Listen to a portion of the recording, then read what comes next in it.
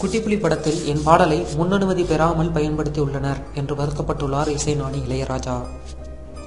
இன்றைக்கு வரும் பெரும்பாலான படங்களில் வேறு இசையமைப்பாளர் இசையமைத்திருந்தாலும் கூட பெருமளவு இளையராஜாவின் பாடல்களையும் பின்னணி இசையும் எடுத்தாள்கின்றன.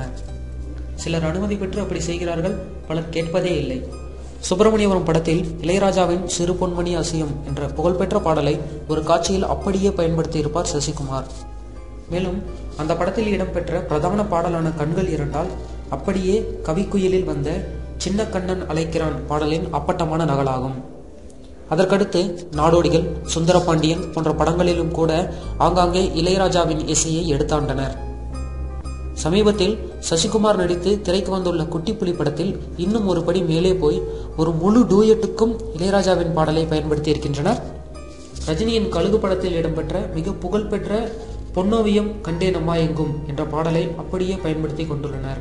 மேலும் பல இடங்களில் பின்னணி இசைக்க பதில் இளையராஜா பாடல்களையே உபயோகித்திருக்கின்றனர். இதற்கு பதிலளித்த கருத்து தெரிவித்த இளையராஜா, குட்டிப்புலி படத்தில் அந்த பாடலை பயன்படுத்தி கொள்ள என்னிடம் எந்த முன் அனுமதியும் கேட்கவில்லை, சம்பந்தப்பட்டவர்கள் கேட்டிருக்கலாம் என்று வருத்தப்பட்டிருக்கிறார். இசைஞானி இசையமைத்த அனைத்து பாடல்களிலும் அனைத்து உரிமையும் இளையராஜாவிடமே உள்ளது என்பது குறிப்பிடத்தக்கது.